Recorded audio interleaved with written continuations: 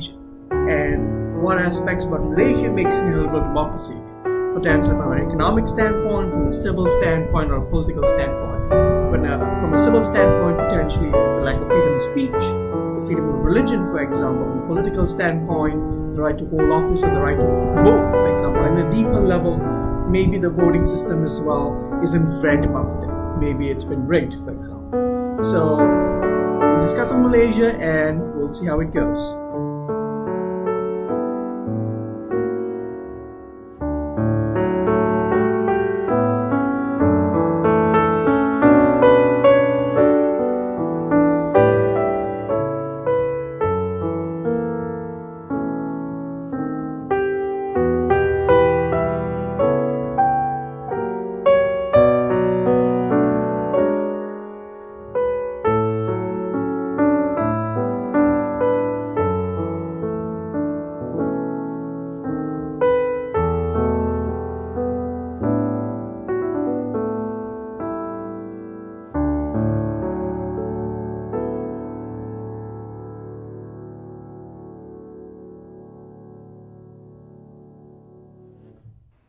The elections in May 1969 resulted in racial riots between the majority Malay and Chinese population. In order to appease the Malay population, the government came up with the initiative Ketuanan Melayu. And what this basically did was it gave the Malay population certain rights in education, in employment, that basically set the Malays apart and set them on a pedestal in relation to the other races such as the Malays and Indians. And what this is was, it gave the government an opportunity to kind of separate the races. With Malaysia having 70% Malay population, this allowed for them to stay in power for over 60 years. And this is one way how they could control. By providing Malays with certain benefits, they could ensure that the Malays will always continue to vote in favor of them.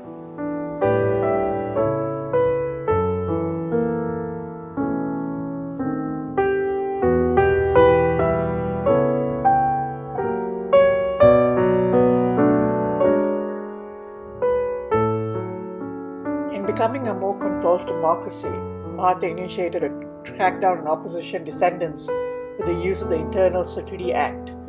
The Internal Security Act was invoked in October 1987 and arrested over 106 people in the first month, including opposition leaders.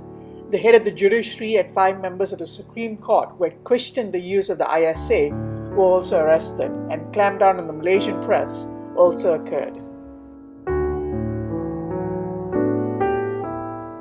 Pretty interesting case study for Malaysia in terms of what makes an illiberal democracy. Najib has been very much in the international media recently. The Wall Street Journal recently exposed an article about how Najib Razak's bank account had several $1 billion in ringgit Malaysia worth of money that was channeled into very much from the Malaysian 1MDB scandal.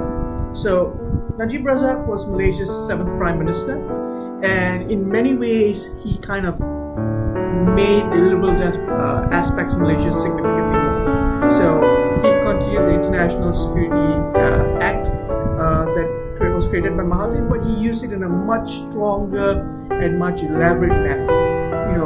Political oppositions were very frequently put into the ISA, where they weren't given the freedom of trial. Najib Razak also recently launched the fake news law, and basically in the fake news law, individuals weren't allowed to simply post stuff which in many ways contradicted the government. So the actual intent of the fake news law is supposed to ensure that basically, fake news isn't spread around. But the true kind of reason why the fake news law was kind of brought into Malaysia was so the government could keep a control on news that went against the current government in power at that time. Other methods in which Najib kind of amplified the illiberal democracy aspects in Malaysia came in the election period. So whenever it came close to elections, you would see people being given vouchers in terms of which they could actually go and claim ringgit Malaysian form. Taxi drivers were given free tires, and the most concerning factor was when the election committee was actually made part of the executive, which is not common in most liberal democracies. When the recent GE14 elections that happened in May 2018, the electoral boundaries were actually changed in order to favor the current government, the previous government, Najib's government. Changing electoral boundaries to suit the current government in power definitely, in many ways, fails the political aspect of liberal democracies. Very much illiberal, changing electoral boundaries. Unfortunately, of course, this kind of amplified when people weren't too happy about these changes, and Najib Razak's government was in fact voted out of power due to all these changes. It's now 2018 and there's been a change in government. There's a lot more optimism in the country with the belief that the new Malaysia can achieve a lot more and in many ways become more liberal. Of course, there are concerns with it. There's a return of Mahathir as the Prime Minister of our country. Mahathir was in fact the person that brought in a lot of the liberal democracy aspects of the country.